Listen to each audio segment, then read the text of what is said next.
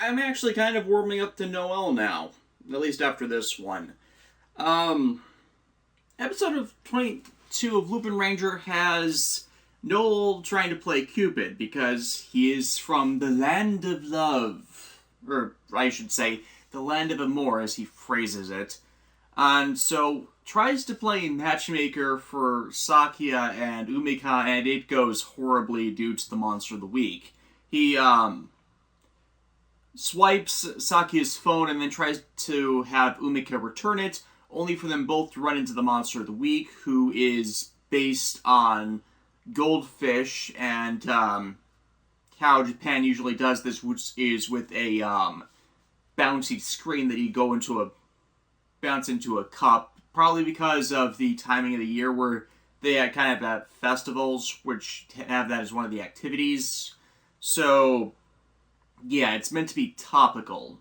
But since Sakia shows up, is around at the same time as the monster attack, as Umika is around at the same time the monster is attacking, and Sakia is there, Umika can't transform and thus gets caught. Not exactly his fault, especially as he tries to fight off the monster for it. And well, Noel seems very guilty and apologizes to both sides about, well, this is kind of his fault.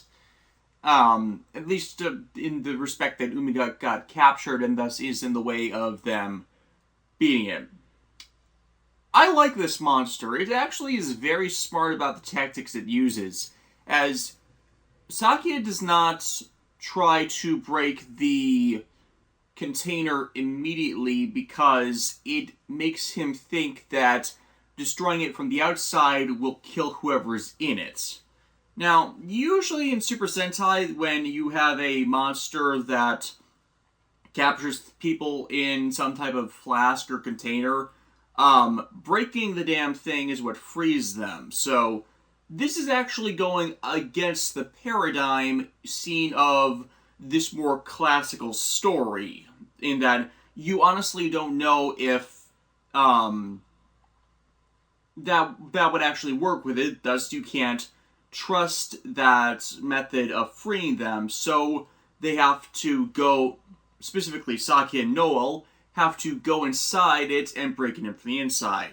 Now, while this is usually subversive to what they usually do, the reason why they don't usually do this is because once they're shrunk inside of the container, their powers and abilities are usually either suppressed or the walls of the damn thing are too thick to actually penetrate with any level of fire.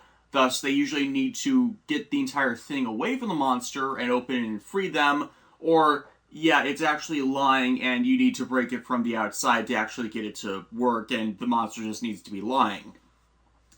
You kind of have that here, as by the time Noel and Sakia get inside it, it does require two of them going at it, firing at it full blast to even bother cracking it. And it's not with one shot, but a multitude volley of shots. So technically the you can't break it from the inside clause is technically being applied here, but it just required like more than two people to really make it seem as if that would be required. But of course, Umika can't do that because there are other people, including one of her neighbors, in the container with her, so she can't transform again without, well, giving up her identity. And that is actually the big crisis for the episode, especially continuing with how they still have to keep their identity secret unless the Patranger want to screw everything over for them. So yeah, nice conflict, decent play on a previous story type, which is usually Junko Kimura's wheelhouse, in that she's bad with original stuff, better when rehashing in a better... Okay, she's bad with original stuff, and better in the Narihisa Arakawa school of finding a new angle on an old story. Because this was a Junko Kimura episode, and she's that writer for the show, and honestly, I think thus far, this is the best episode the show has since provide us, or at least the one I have the fewest complaints about. As hell, even Keiichiro's part in it is not showing him off as a dumbass, and you know how I keep railing on that guy. Yeah, everybody plays their parts well. Takia really seems like he's gutting in a better way for Umika's heart, even though most of the fandom is still shipping Umika and Tsukasa right now, because Tsukasa is the best Patranger, but what can I do? You can't really do much about that. Noel, as well, seems to have not exactly an ulterior motive, but a secondary agenda about how he's doing things. As at the end of the last episode and the beginning of this episode, he has to haggle with Kogane to get one of the other Lupin collection pieces in exchange for the shake weight he had before, and it's all so he can get the Zeppelin trigger, not the Zeppelin dial fighter out of the Lupin collection, presumably for his own modification, because, well, the only ones left for him to modify into weapons for everyone are either in the Gangler hands or part of the collection that Kogane's already recovered. So I can kind of see why he does this, in that it's preparatory in lieu of any larger threats, which, hey, is actually a pretty big concern, considering how actually powerful the generals of the Gangler are. So, preemptive strike, forethought and planning. I kind of see Noel, from what we've seen thus far, as being one of those characters that can think that far ahead.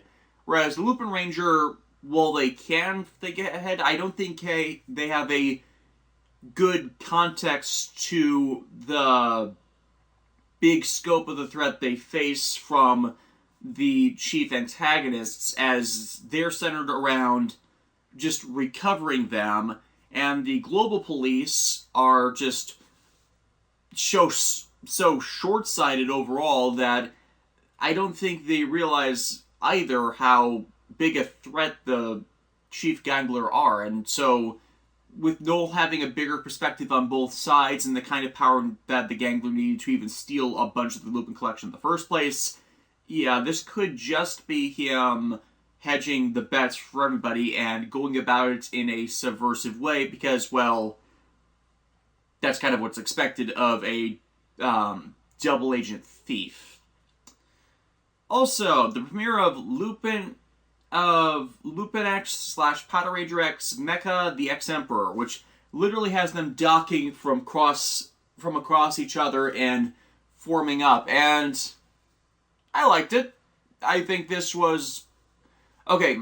I still think the gun that is either up across the side of it or pointed out is really damn obnoxious for a figure, but okay, my roommates and I made comparisons to another mech in this with the cross change, but it's actually really damn serviceable at the end of the day, especially with the flip over transformation. It reminds me of, I'm forgetting which Transformer, but I know there was a Transformer that kind of had this gimmick. We discussed it when we watched the episode, but I really can't remember it at all. I hate it when that happens.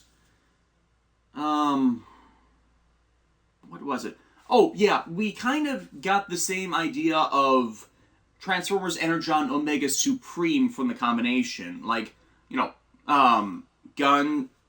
battery of guns in one configuration versus better layouts for a melee combat system, especially with it, how it then can combine with that series as Optimus Prime with a bunch of other docking ports and stuff like that.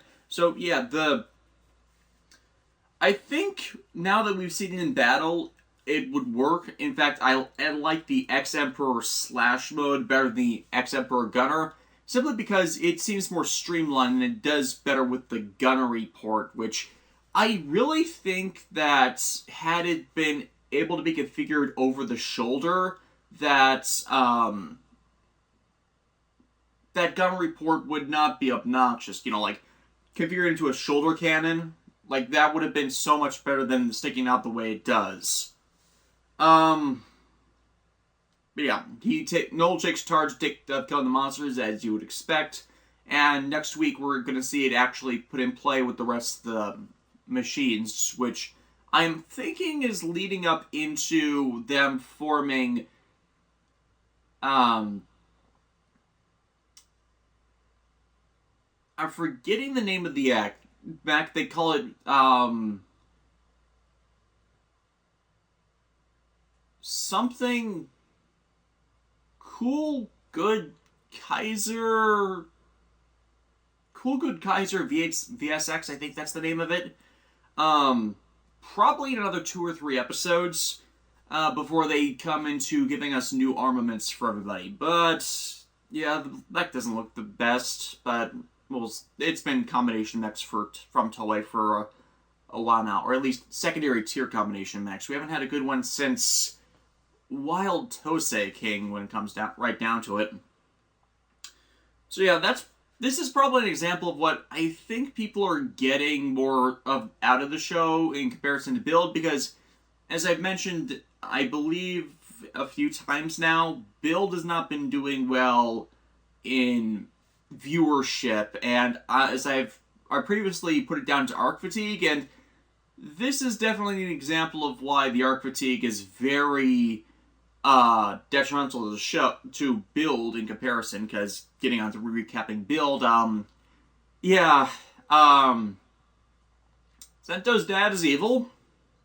There is no explanation to why Sento's dad is evil, because, well, as we were reminded in the show again, when the initial corruption by the Pandora Box's light goes away when someone gets a nebula gas threshold high enough to actually transform into a common rider, aka hazard level 3 or higher. It distorts that away so they don't have that problem. But no, it's not done that to Shinobu, and there's no actual explanation as to why. Worse, Shinobu's the rationale Shinobu gives us for why using all of Build's base forms at a power level that is matching hazard level 6 from Sento and Ryuga is, it was originally designed for me. What? It's like, throughout the series, it's been established that Sento, and by proxy Takumi Katsuragi, are the ones actually credited with creating all of the Build driver equipment. Like, okay, yeah, Sento, in his amnesia state, got the first one from Evolt when he was still disguising himself as Isuruki, but when Takumi got his memories back, reestablished that he was the one that built the damn thing. So, it's now Shinobu that was behind it? I mean, yeah, it was established that Shinobu's research was what put Takumi on the path to building it, but if it's actually supposed to be Takumi that built and developed all of this technology that he's using throughout the series, then you can't have Shinobu be this super-powered guy using it. It feels like a retcon. It feels like this character was not originally intended to be in the show. It feels like they put him in here simply because Kamen Rider keeps making evil dads lately. I mean, seriously, they didn't used to do this cliche. Or at least, they did it more sparingly. I watched Blade this year. I'm releasing videos on Blade this year. The first evil dad we actually had in Heisei Kamen Rider was, yeah, Shiori's dad in Blade. The adopted, I'm forgetting the name of the guy, but Mari's adopted father in Thighs wasn't actually evil. Shiro and Yui's parents in Ryuki were bastards, but they weren't actually evil. Agito.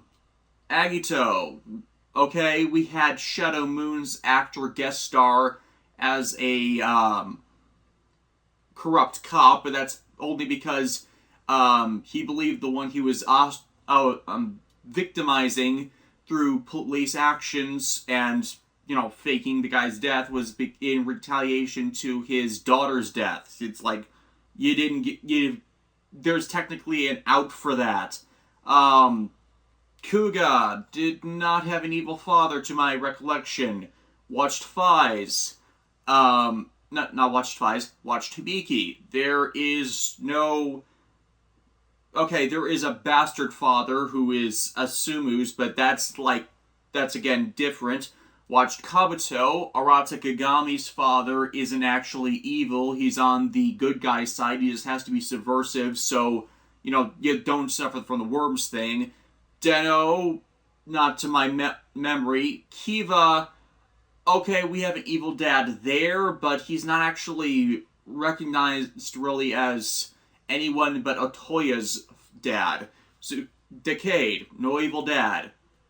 Starting with Double, we do have an evil dad, who was made evil by, well, grief. O's. I think a Monster of the Week attached dad had bad things happen because of his desires, but not actually evil. Fours. No evil dad. Wizard. We have an evil dad, but for kind of the same reasons as the Pterodopon. The White Wizard just wanted to...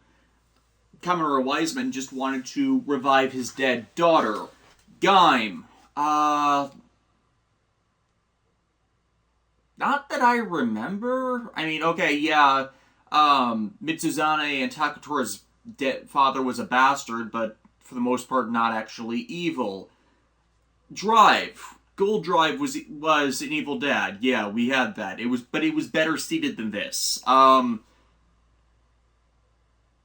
Ghost. Okay, yeah, we have another evil dad in there.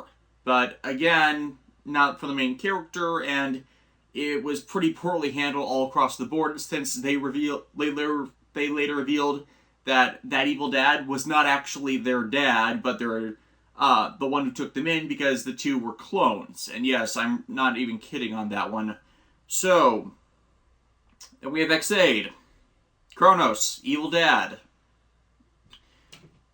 And now we have Build. So it seems like it's a more recent trend that they're needlessly repeating. And I don't understand why, aside from the fact that Evolt as a antagonist was starting to grate on us with how he got away with scot-free with everything. And now he's not even the actual main villain, as he's supposedly dying in the next freaking episode, leaving Tsunobu as the actual end boss. And it's like, it feels so badly unearned.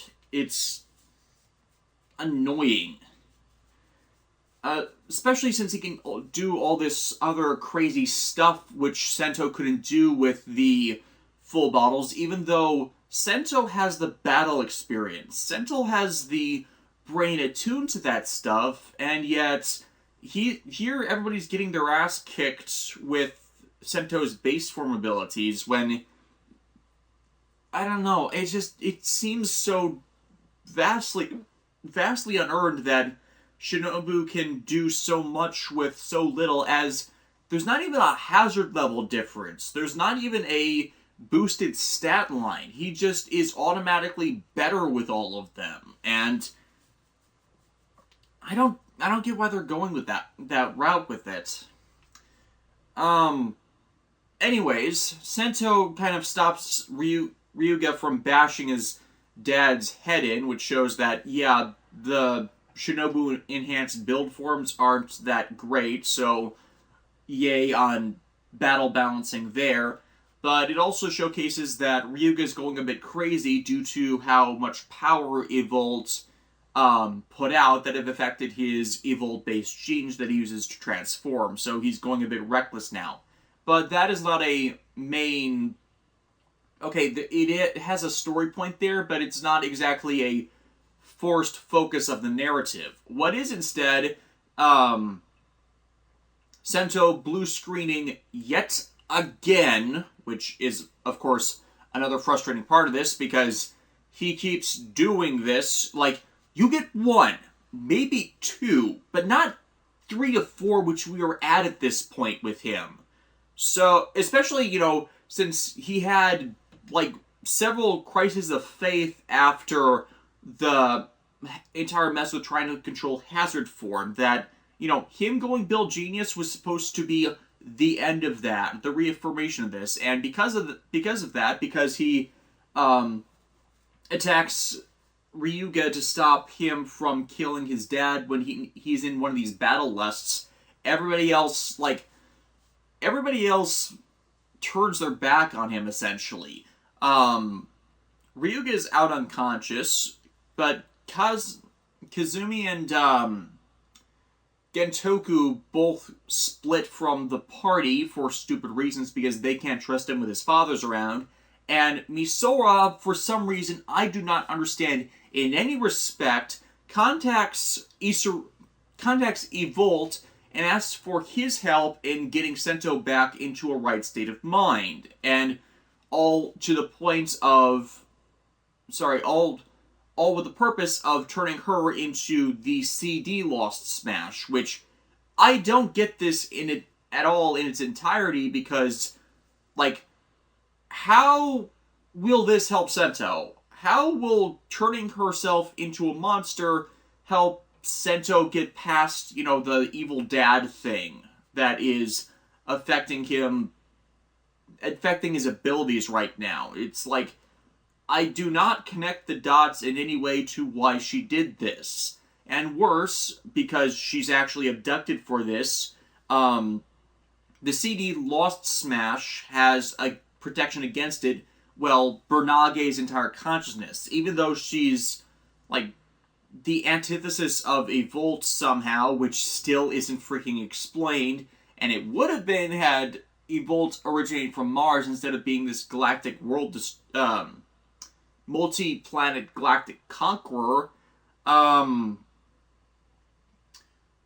she's just a loose end in all of this right now, and basically this is all for the point of suppressing the Evolt genes in Ryuga, as when he wakes up, does the speech that gets Sento back past his heroic blue screen, which he didn't need in the first place, and manages to figure out through Genius's power how to reprogram his attack to affect the hazard gas that's in Misora to eject Bernage's consciousness and shove it and the remainder of her life force into Ryuga, so it suppresses Evolt's genes just enough.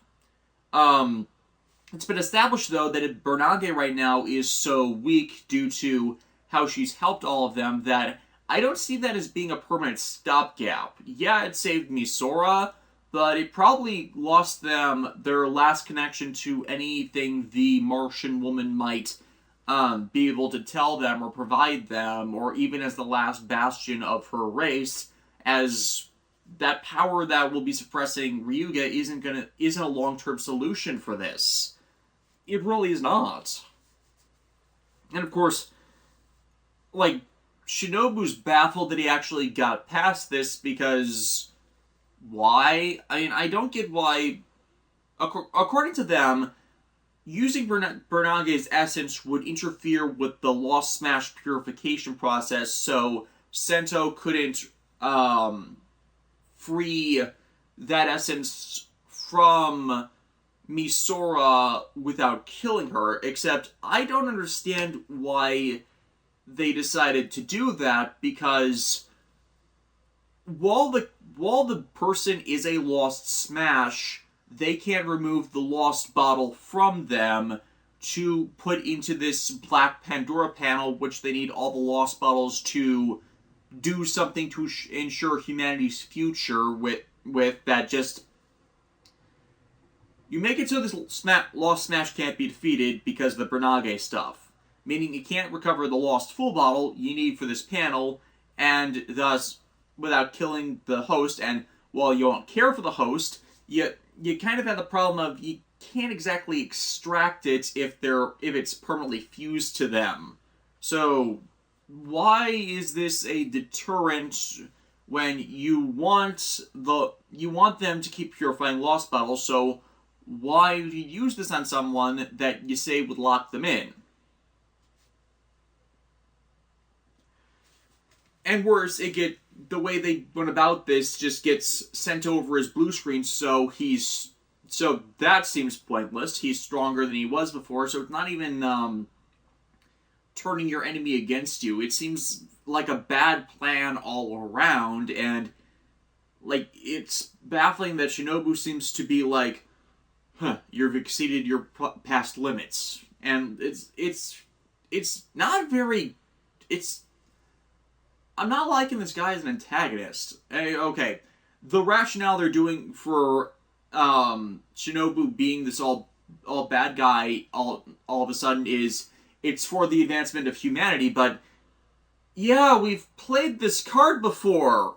That's not how it does this. That's not how any sane scientist would actually think, and from evidence of how you've acted before, you weren't crazy before the whole Skywall mess. So either the series has been playing this long con game that they never actually properly allude to with everything, so you have to just go for him lying to his family since forever, which is a terrible, terrible, terrible cop-out for this, as,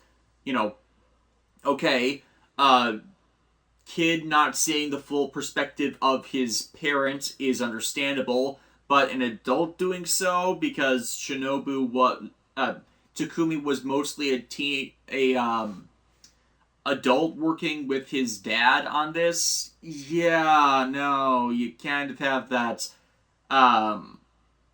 You kind of have to see this better, which the show hasn't. And I don't think they're going to really fix it up very well. I mean, Drive did this well in that it was clear Go was not given the perspective the rest of his family had on their father, who was a entire madman, which, yeah, that was better presented all around with how everyone else that knew Bano had a better idea of his madness. So there was a better contrast between that, which you don't get well from one person who's struggling with this perspective. Still curious how it plays out, but yeah, this has not been the best of story points, especially after the long Evolved arc. Wonder how it's going to go with them actually beating the guy.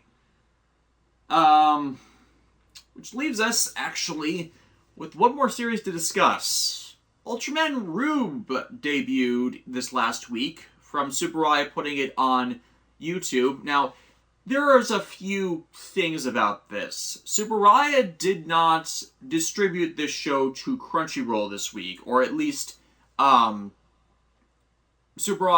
didn't make a deal with Crunchyroll to distribute the series this time with this series, at least not as of yet that anyone has heard of, and so it's just going up on their YouTube site for YouTube broadcast for a week. They've actually been doing this a bunch with a bunch of the Ultraman Orb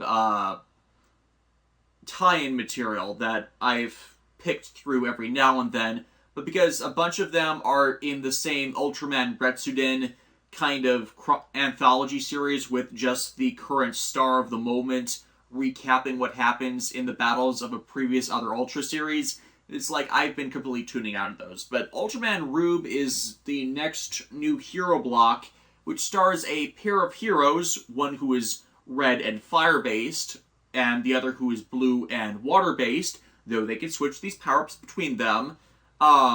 taking on challenges together. The stylization for the name being R/B, which they are pronouncing in the kana for the series as Rube. Yeah, they are a pair of rubes. This is just a bit of funny, unintentional comedy here, where the English word for what it sounds like is a idiom for someone being foolish.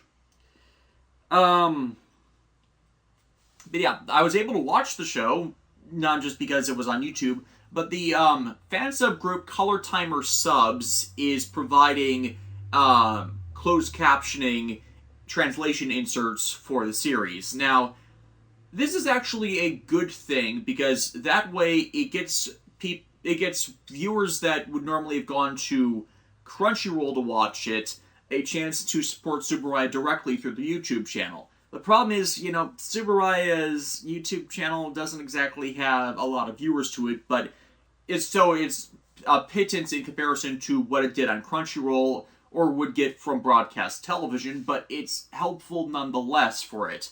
And after the episodes goes down, that is when they are going to put up their own archive video file with an improvement to the sub they initially released from the caption script, as Tsuburaya does put up their own closed caption scripts in Japanese for viewers with which for them to translate off of. The problem with this method is, well, Color Timer Subs in their initial releases kind of have, say, large amount of errors. They've gone over the script they put on YouTube a couple times, but they keep screwing up a few other things, which is kind of, my bigger warning flags for them not being good translators. So, A for effort, but their quality control process is still leaving something to be desired, as throughout the entire initial run of this attempt at subtitling, the main character, at least one of the Deuteragonist's main characters' name, is Katsumi. And this is actually a pretty common Japanese name.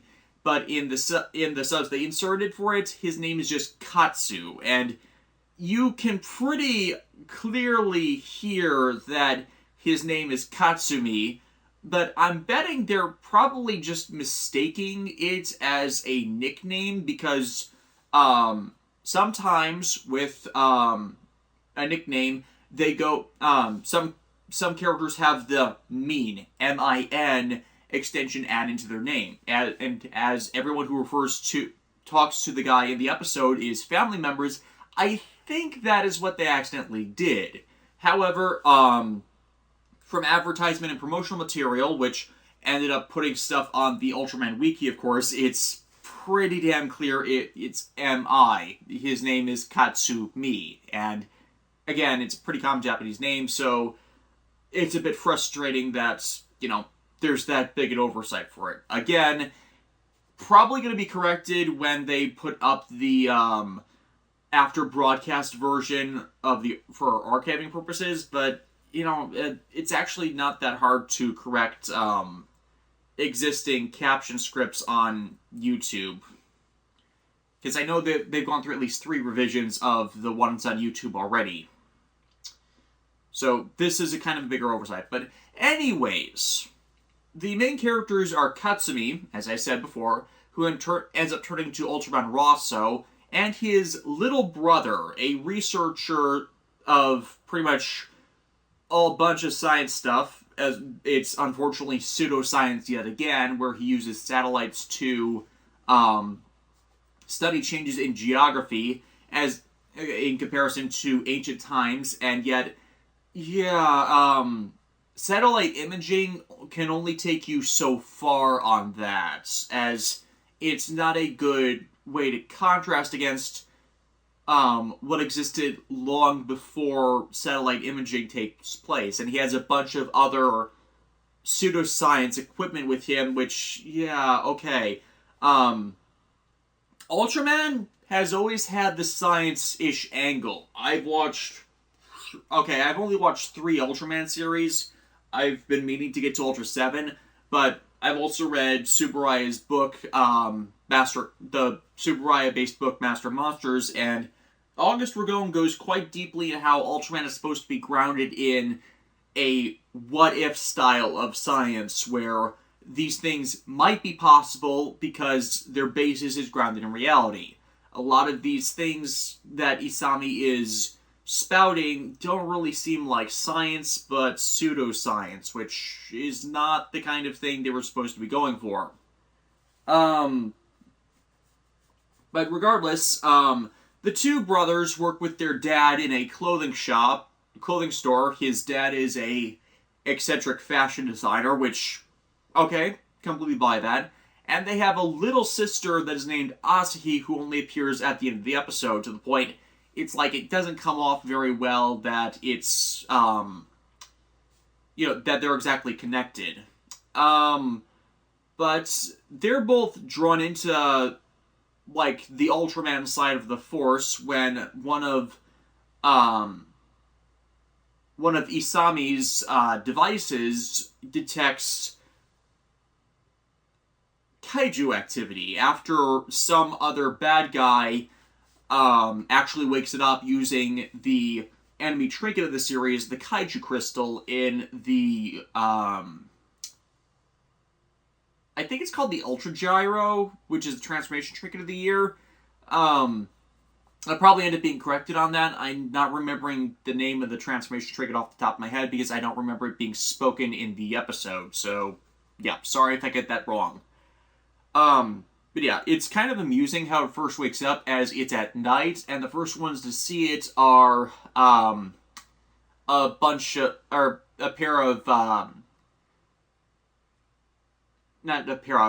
couple who is on a date, and then they end up getting video footage up on the YouTube space, or at least the equivalent that Isami is part of, and he only found it because it pertains to his current research of the area and a myth of their town, which is where meteorites fell on the area and basically birthed a little small monster that is part of their town's local folklore.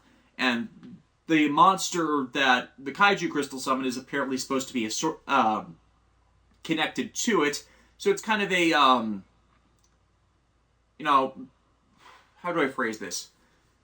It's a good connecting point in that most myths have some basis in reality that is just distorted over time and perception and retelling. So I'm totally down with that. So from the new reports of the kaiju stuff, Isami wants to investigate because that's what he does. He's a researcher, and he's so in on that Katsumi basically spends most of his time reining in the more eccentric members of his family, both with the clothing store and Isami's tendencies. And he's basically the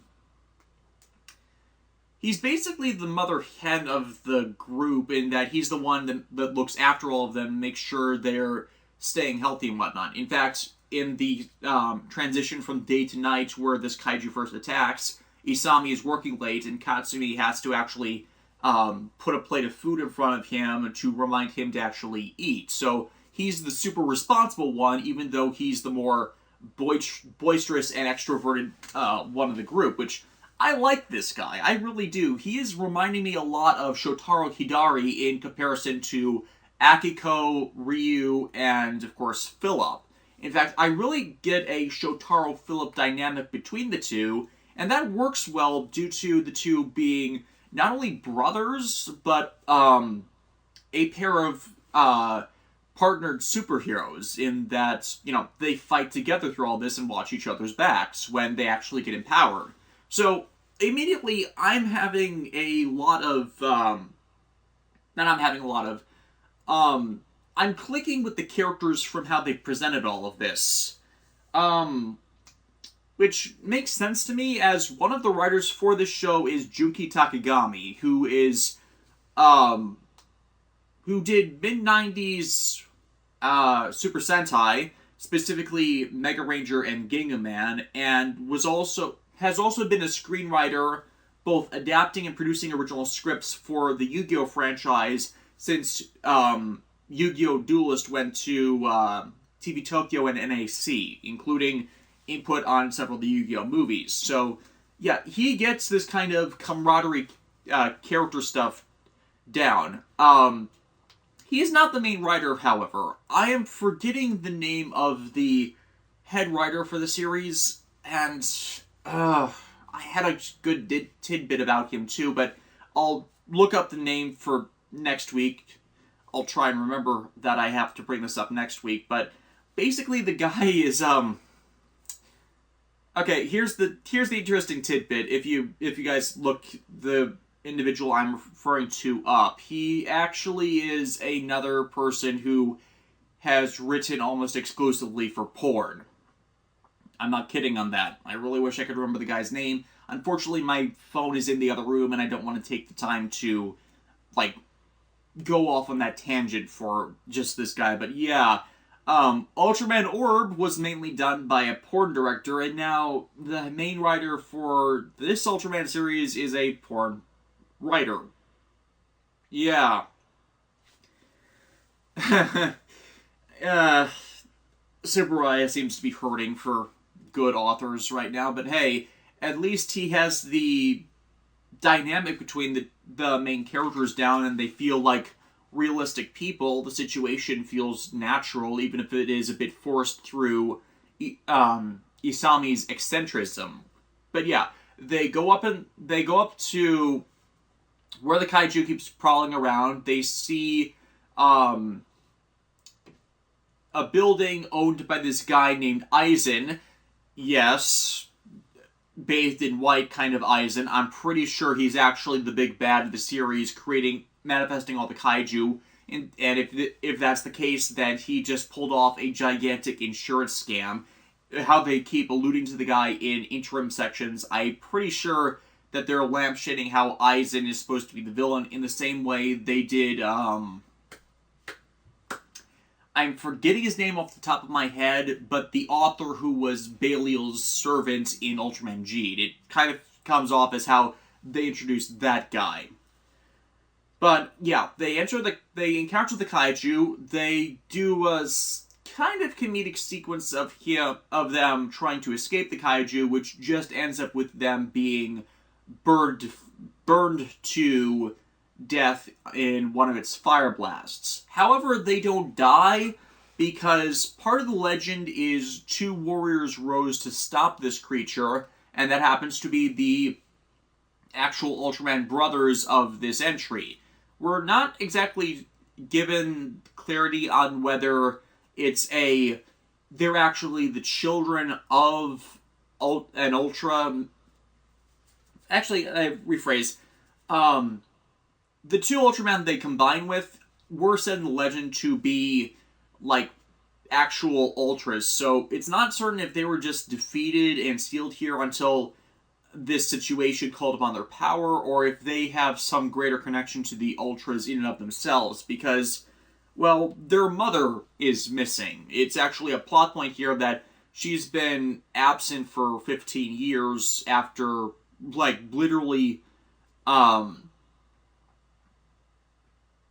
going missing as she was going out for groceries. And I know this seems like the deadbeat dad angle, and it would be kind of hilarious if they take that route with this, considering how many other Toku series have done terrible parent stuff as of late.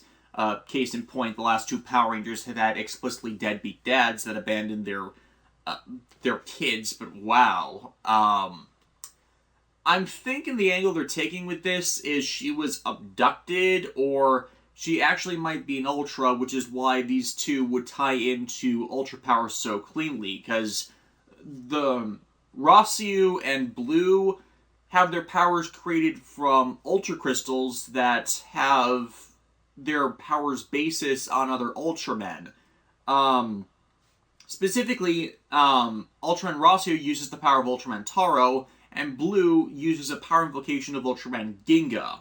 I don't know why Ginga is water elemental, but I think it's because he's, like, goes with the flow of all his alternative Ultra transformations, since he used Spark Dolls based on other characters in Kaiju to actually create his various forms and abilities.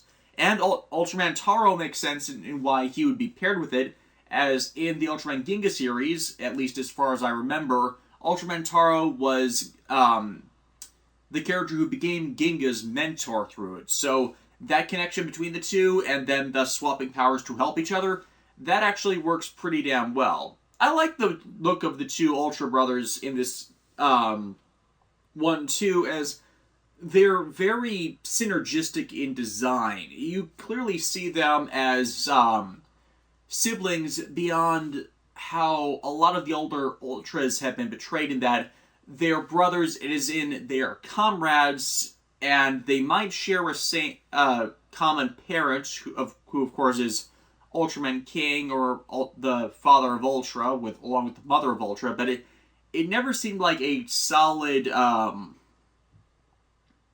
all-encompassing family thing with all of them. Here, though, it's more clear to see them as direct family, with how their powers manifest in pretty similar ways, even though Rossi is the one with 2 head crests, while Blue is the one with 1 straight-up head crest. This does not change when the two change forms, it just changes their colorization a bit thus far, which, okay, works. And what also works, but also doesn't work, is the first battle they have here, in that, okay, the two just got empowered out of nowhere. They don't know what they're doing, so them screwing up throughout this battle, and them actually having to cover each other from the damage they get back from fighting this specific kaiju, it all works in a sitcom-y approach. In that everything that happens that is comedic is clearly a result of a fault and foible done with one of the others in the battle, and most of that is caused from them literally getting powered out of nowhere. This contrasts poorly against, however, I don't want to say other Ultraman being empowered, as most of them don't have this kind of a limitation. I think the last one that did this was... Okay, it was brought up in Ginga, but it was... Not Ginga. It was brought up in Jeed, but done in a different way, where Riku was super aware of the damage he could deal on his size scale. In fact, that was a plot point on several occasions. But the one that does this in more of the same vein was a 2000 series Ultra. I am literally blanking on the name, but I know it's one of those that got subtitled, and was also worked on by Keiichi Asagawa. Though considering Keiichi Asagawa has written more episodes of Ultraman than anyone else, it's fish trying to find the needle in a haystack. I wish I could remember the freaking... That was it. Ultraman Nexus. That was the one that did this also. At least in this kind of comedic vein, where the new fighter completely screws up. But it's actually a bit more tame than how Nexus dealt with it, as the only things they're wrecking are a park. It's not like they're in a big city, so there's no buildings, there's no big property damage, more than what the kaiju already caused, there's no potential bystanders caught in the rubble. They are in a location where them messing up because it's literally their first day on the job and they don't know what they're doing, nor how to handle these powers, nor how to even use their powers, is not a detrimental foible. And it's definitely works for this specific fight, but you could have easily made it seem as if they were being irresponsible. In fact, Isami is definitely super into this, but charges in without thinking, which, hey, is not exactly indicative of him being a good researcher, but from the previous context to how Katsumi acts around him, he just gets so engrossed in these experiences that he loses sight of the bigger picture, which is why Katsumi has to pull him back. So, and Isami is actually the first one to really figure out how their powers work. So, while Katsumi is covering their backs so they're not getting themselves killed. So it is a very good contrasting dynamic. In Isami will figure out how their powers work, while Katsumi is the more level-headed one that works as the one watching out for the little brother and making sure that he doesn't actually get aware of his surroundings enough to not get himself killed. It is a very good dynamic and shows how both kind of, need to grow. Katsumi needs to be a bit more flexible about how he deals with things, while Isami needs to be just a bit more self-aware. And I see that being a good character arc for the two of them, especially as I think Katsumi has this arc where he needs to, more live for himself and not just be the mother hen of his family, which is understandable considering everybody in the family is old enough where they should not need him to look after him in place of their mom. In fact, their mom probably shouldn't have done that goal in the first place. It's like, I know that the name is spelled differently, Katsumi, but it reminds me of Kasumi Tendo, Kasumi, the female way you usually write the name, because one is mist, the other is explosion.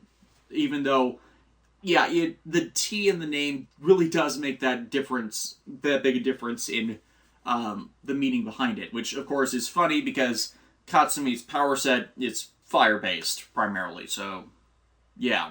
But Katsumi Tendo kind of acted the same way for the Tendo family and the Ranma 1/2 cast. So it's kind of a pretty huge cross-connection, and honestly, I keep referencing Ranma 1/2 stuff in that, because it's not exactly an obscure anime, but it's not exactly one you would think would cross dynamically over with the character interpretation. I mean, there are other series, but it's kind of hitting the nail on the head with his, not his personality, but the conduct that he has towards his family and how he looks after them.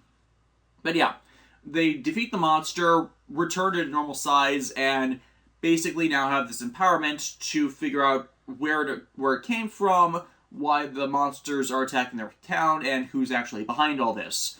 I'm pretty sure it's the guy named Aizen, though. This feels like something they would do.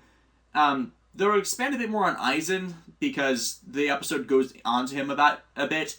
He's a big future check and advancement of the people's researcher for, all the space stuff, which, since the Ultraman are pretty much space-based and the monsters are not exactly native to Earth, it's kind of a big giveaway for that. But, hey, we'll see how that goes, as, well, some series just aren't really good at foreshadowing, so give themselves away earlier. So Ultraman Rube, first episode, they're a pair of rubes. Yes. Honestly, I did like the episode. I think it flowed together very well. It's a good jumping on point. I feel Ultraman G'd, however, had the better storytelling for the first episode, but this definitely wasn't bad. I'm gonna check out a few more episodes as they air, and I probably won't do the full three-point thing, especially since Garo is going to be coming back in October, but I'll try and follow the series for a bit, as, I want to support Tsuburaya stuff, even though I'm not that big an Ultraman fan, but there's just going to be stuff that's going to be coming up soon that's kind of going to prevent how much I'm going to be able to do for these vlogs. Case in point, there will not be a vlog next week because I will be dead tired after working overtime for Prime Week. There's simply no way I'm going to be able to do a vlog next week because I'm probably going to be sleeping around the time that during the periods where I would have time to actually watch and record anything for this. So, yeah, I'm definitely taking a week off. So, in 2 weeks, I'll try and be back, but, that'll be, 6 episodes I'll have to try and recap, so that won't be easy at all. That's all I've got. Tokusatsu Review Blade Part 2 is releasing publicly tomorrow. Part 3 will be up on Patreon at the same time. I've actually got to render that out because I have some updated footage from Excite Subs releasing a few more episodes that I need to swap in before that I actually render that out. So I'm going to go work on that. You guys all have a good day, and I'll see you in 2 weeks.